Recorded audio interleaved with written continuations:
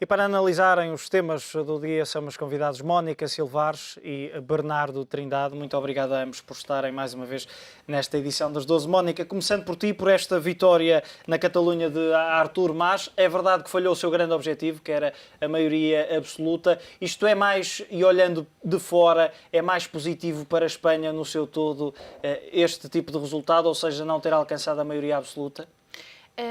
Eu creio que mais preocupante do que o resultado propriamente dito de Mas é a vitória que a esquerda republicana teve, vitória relativa, obviamente, porque teve um enorme reforço no número de deputados. E é preciso perceber que, embora Mas não tenha a maioria na Câmara, na verdade, os factos, ela passa a ser dominada muito mais do que até aqui por deputados com ideias completamente de decisão com o resto de Espanha, o que significa que para a condução da política será seguramente uma política muito mais dura e muito mais crítica relativamente a Madrid do que tinha sido seguida até aqui.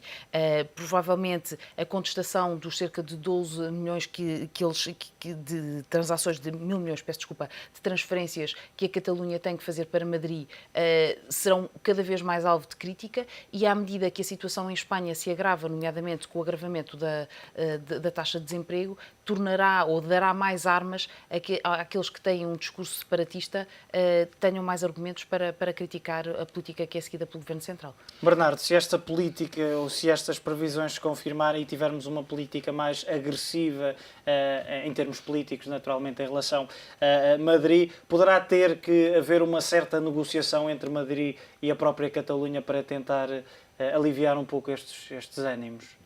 Bom, só quem nem conhece um bocadinho o povo espanhol e a força das comunidades autónomas é que pode pensar que, apesar da Convergência e União ter tido, digamos, um valor mais baixo em termos da sua representação, a representação parlamentar, que esta reivindicação vai deixar de existir. Contudo, eu gostaria de chamar a atenção para um aspecto, e aliás resulta, eu estive há um mês e pouco em Barcelona, e precisamente no dia em que estava vi um artigo no El Mundo que no fundo comparava aquilo que é o contributo de cada catalão para, digamos, para a coroa espanhola e, portanto, para o orçamento espanhol e aquilo que resultaria do seu contributo no caso da Catalunha se tornar independente. E no caso era, digamos, a solidariedade da Catalunha para o orçamento europeu. E esse valor era, apesar de tudo, mais alto do que para os cofres espanhóis. E, portanto, significava que, do ponto de vista meramente aritmético, o seu contributo teria que ser maior. E, portanto, o que, no fundo, as pessoas têm que refletir é um pouco isto. Não está em causa a unidade nacional, neste sentido. Aquilo que se quis significar do ponto de vista eleitoral é que, digamos, os catalães, apesar de serem os mais ricos de Espanha, apesar de serem aqueles que mais contribuem, o que é facto é que, no quadro digamos, esta questão não se coloca. E do meu ponto de vista, eu fico, se quiser, apesar de ser um autonomista por formação, mas compreendo este estado de alma do povo catalão. Agora, não tenhamos dúvidas sobre a sua capacidade reivindicativa e a circunstância de o Parlamento apresentar-se mais mitigado, e nomeadamente com uma esquerda na oposição que é por natureza mais reivindicativa, vai com certeza tornar, digamos, este relacionamento, enfim, cada vez mais uma realidade. Agora, obviamente que o governo espanhol, e nesse particular Mariano Rajoy, terá que estar muito atento relativamente a estas realidades que são, por natureza, muito reivindicativas. Sendo que em cima da mesa, Mónica, está ainda aquele cenário, a independência da própria Catalunha, que o partido que acabou por ganhar estas eleições regionais defende esse referendo, mesmo sendo inconstitucional ou ilegal perante a atual Constituição. Eu acho que a questão, sobretudo, da ligação com a União Europeia pode ser talvez um dos maiores dissuasores nesse mesmo referendo. Tudo começa pela questão de se perceber se, e é essa a arma que Mariano Rajoy tem vindo a utilizar, que é se a Catalunha se separar, se tem ou não direito a continuar na União Europeia e na própria zona euro. Viviane Reding, que é a Comissária Europeia, começou por dizer que não fazia sentido nenhum porque os tratados eram omissos em relação a isso, mas depois acabou por enviar uma carta ao governo espanhol onde explicava que o tratado exige que haja uma necessidade de um país reconhecer a independência dessa região, propriamente dita, para depois a seguir a União poder abarcar esse mesmo país. E dá-se, por exemplo, o caso do exemplo do Kosovo e da Sérvia, porque nem todos os países reconhecem, nem todos os 27 países da União Europeia reconhecem o Kosovo como independente, e como tal era preciso que todos o reconhecessem como tal para depois a União Europeia poder permitir que o país, caso o Kosovo quisesse aderir à União Europeia, pudesse aderir. Porque unilateralmente a União Europeia não pode decidir isso sozinha. E isto pode ser um elemento dissuasor, porque obviamente a Catalunha saberia que Madrid, não é? Que a coroa nunca iria aceitar ou pudesse-lhe dar essa benesse, lhe dizer, olha, sim senhor, tu separas-te e ainda te deixo aderir à União Europeia e à zona euro. E obviamente, do ponto de vista económico, isso teria reflexos muito significativos na economia catalã.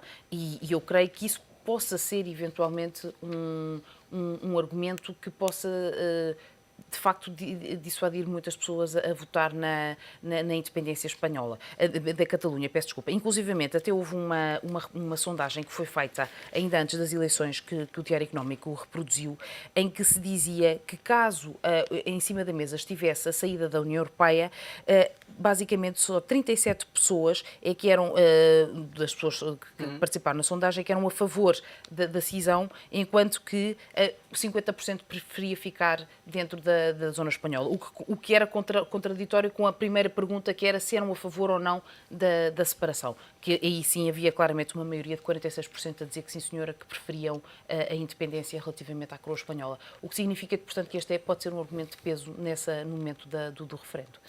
Bernardo, o El País hoje cita fontes governamentais para dizer que Espanha vai pedir até 42.500 milhões de euros para salvar a banca. Olhando para aquela que tem sido a realidade dos mercados, que têm estado à espera de um pedido de resgate total, alguns analistas dizem que poderá vir em janeiro. Esta eleição na Catalunha e a posição que já aqui falamos em relação à região autónoma, poderá de alguma forma limitar esse pedido de resgate total, caso seja, e segundo os analistas de mercado, é necessário? Eu acho que na altura o governo espanhol, enfim, fazendo um pouco também gala deste estatuto de manter sempre uma posição de força, não quis deliberadamente envolver o país e, portanto, confinou este pedido de ajuda ao sistema financeiro. Isto resulta um bocadinho também, caracteriza muito uma forma de estar. Como é evidente, esta é hoje uma necessidade absolutamente reconhecida, dado inclusivamente o caráter, digamos, multinacionalidade que o sistema financeiro tem, ou seja, no fundo a origem dos capitais hoje determina que hoje não é só uma posição individualizada de um Estado-membro, mas no quadro do seu relacionamento coletivo. E essa é uma questão hoje que rapidamente deve ser atalhada. E, nomeadamente, estas questões da força das comunidades autónomas, e eu gostaria de sublinhar apenas este aspecto. Pese embora a força das comunidades autónomas, pese embora o seu caráter reivindicativo, há depois questões que se relacionam um pouco com a sua afirmação no quadro do Estado-membro, que são importantes sublinhar. E eu gostaria de deixar aqui um aspecto que é sempre interessante, que é um pouco confrontar um catalão, um homem de Barcelona, que de um momento para o outro pode ser confrontado com isto. Ouça, você vai deixar de jogar com o Real Madrid. O Barcelona vai deixar de jogar com o Real Madrid. Quer dizer, o seu rival de sempre, o seu rival que, no fundo, afirmava o ideal catalão e a força da Catalunha, vai deixar de existir. Isto é algo que, para um catalão, quando é confrontado com uma situação muito prática, obviamente diverge. E, digamos, o resultado dessa sondagem, que no fundo, sim senhor, nós queremos afirmar a nossa autonomia, mas perante uma situação prática temos um posicionamento diverso, é sempre interessante de sublinhar. Eu conheço bem as realidades autónomas, sei bem da sua capacidade reivindicativa, mas quando se trata, no fundo, de alterar hábitos, e hábitos que ponham em causa, nomeadamente, a condição da Portugalidade ou a condição de ser espanhol, aí a música toca diferente. Mónica, olhando para outro tema, e porque hoje temos mais um Eurogrupo, é a terceira reunião em 3 semanas, parece-te que, e à semelhança do que tem sido noticiado, a Grécia finalmente cumpriu alguns dos objetivos que lhe foram impostos, ou pelo menos está a aplicar algumas das medidas que lhe foram aconselhadas para poder receber esta tranche que está congelada desde junho? Bom, pelo menos há essa percepção. Se está de facto ou não a implementá-las, eu acho que é um pouco difícil de quem está de fora de avaliar a verdadeira implementação das medidas. Eu seguramente que a Troika seguirá muito mais a par e passo essa aplicação no terreno do que nós que estamos longe e que só seguimos pelos jornais.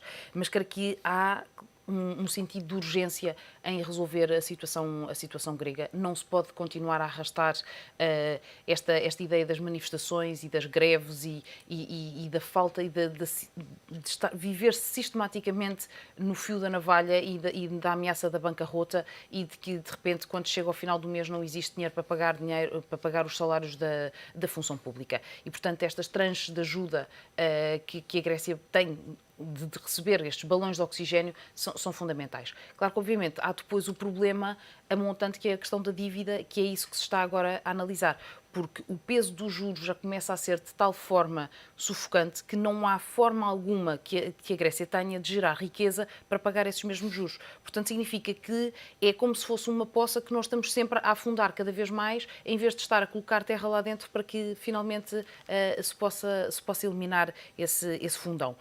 E eu creio que aliviar a dívida, seja através de um perdão de dívida, ou seja através deste esquema que eles estão a tentar encontrar, que é um novo resgate, para que depois a Grécia possa comprar a sua própria dívida pública.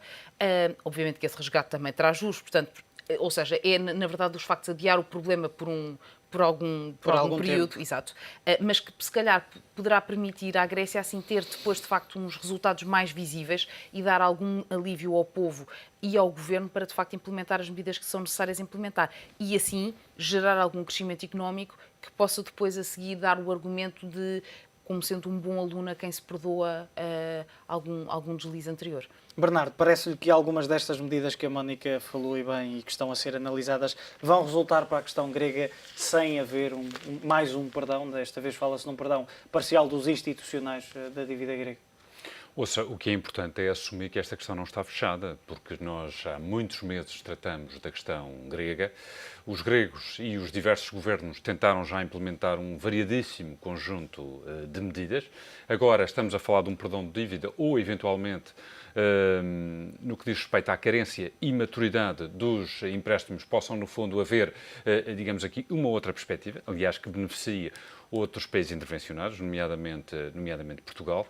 Agora, o que é importante é que haja, apesar de tudo, alguma esperança, ou seja, e esta dialética que existe entre o contribuinte, no caso, o contribuinte grego e o credor, digamos, os elementos ou as equipas que compõem a Troika, haja, apesar de tudo, uma outra perspectiva. Entendo que esses têm atualidade no caso da Grécia e têm, com certeza, imensa atualidade no caso português.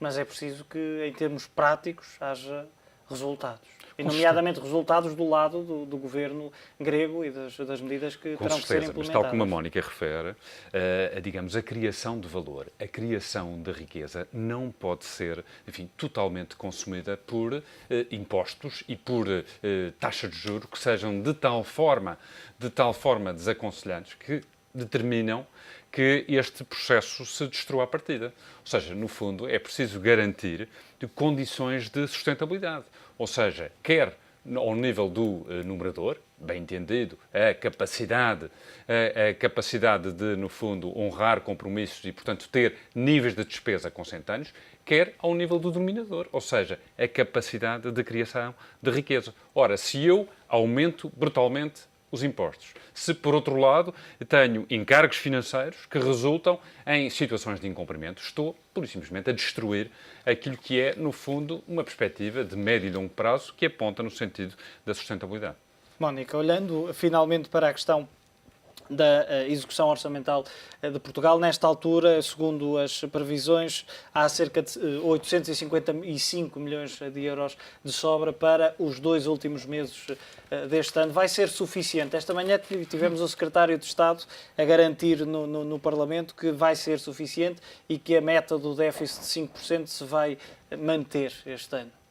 Bom, eu seria cautelosa nessa avaliação, porque eu creio que há muita coisa que ainda pode correr mal até ao final do ano, mas também há muitas formas que os executivos têm de conseguir fazer um controle rigorosíssimo da despesa nos últimos meses do ano, assim, seja congelando tudo o que seja despesas de investimento, que eu creio que neste momento até já estão congeladas, seja nos chamados gastos intermédios, que podem ir até à resma de papel, que todos os ministérios ficam proibidos de imprimir o que quer que seja nas secretarias de Estado ou nos ministérios. Portanto, há formas de controlar, mas eu creio que a situação é tão delicada e há tantas possibilidades de imprevistos, nomeadamente no que diz respeito a aumentos, a eventuais picos ainda no desemprego, que eu seria bastante cautelosa nessa mesma avaliação. Nós também sabemos que existe o que o Governo está a contar com um balão de oxigênio, que é a privatização da ANA, que começará por passar por uma concessão do serviço, para que as pessoas lá em casa percebam o que é que nós estamos a falar, porque a privatização, os valores da privatização são abatidos à dívida. Mas se for feita em primeiro lugar uma concessão do serviço, esse valor da concessão, esse sim é abatido ao déficit. E eu creio que é com esse balão de oxigênio que o Governo está a depender totalmente. Agora, resta saber se os vários interessados na ANA, que me parece ser um dos concursos de privatização mais participado e com mais gente interessada, se de facto vai resultar num encaixe que permita resolver de forma tão significativa o desequilíbrio das contas públicas nacionais. Bernardo, mesmo com uma dieta rigorosa nestes 2 últimos meses do ano, que restam deste ano 2012, é possível alcançar os números que o Governo prevê alcançar? Eu gostaria de sublinhar um aspecto que é importante, que é, no fundo, a prudência que o Governo devia ter nesta matéria. Por uma razão muito simples, porque a própria execução orçamental, ao contrário de outros tempos em que, no fundo, apontavam um caminho, aqui o caminho é precisamente divergente. Ou seja, quer ao nível da receita, quer ao nível do controle da despesa, nós estamos a caminhar em sentido inverso àquilo que devia, no fundo, prosseguir para atingir e cumprir estas metas. Como é evidente, se um membro do Governo afiança que vai cumprir, é porque tem em sua posse informação que, no fundo, aponta nesse sentido, e nomeadamente contabilizando aquilo que a Mónica há pouco referia, nomeadamente o resultado da concessão da ANA e, portanto, a possibilidade de afetar essa receita à determinação do déficit para 2012, bem como um aspecto que não é irrelevante, e esse está assumido, que diz respeito ao não pagamento do subsídio de Natal aos funcionários públicos, e isso é menos despesa corrente que se faz. Agora, o que é importante, e isso eu gostaria daqui, no fundo, manifestar a minha discordância relativamente à forma como se olha, digamos assim, para o controle da despesa, mesmo assumindo que hoje a despesa pública consome 50% da riqueza nacional, que é um pouco aquilo que o Sr. Primeiro-Ministro ainda ontem na Madeira referia, dizendo, e passo a citar aquilo que o Diário Económico já refere, prefiro um esforço grande num período limitado que um esforço por muitos anos. Pois bem, eu tenho uma visão divergente desta, uma vez que entendo que este esforço está a ser pedido a uma população hoje que está cada vez mais enfraquecida, que não vê resultados, que vê sobretudo um esforço que é sistematicamente solicitado sem que numa perspectiva de esperança possa, no fundo, hoje conformar e convocar agentes económicos, e isso, de alguma forma, é algo que o Governo devia ter presente. Ou seja, não é possível continuar a pedir sacrifícios sem apresentar resultados, e os resultados hoje estão à vista de todos, ou seja, mesmo com medidas extraordinárias, nós corremos o risco de não cumprir os objetivos que estão definidos do ponto de vista orçamental, e isso é algo que devia, no fundo, preencher o sentimento, o pensamento de quem tem responsabilidades públicas neste país. Bernardo Trindade, Mónica Silvares, muito obrigado pela vossa análise. Nesta edição das 12 está feita a análise ao dia, nesta segunda-feira.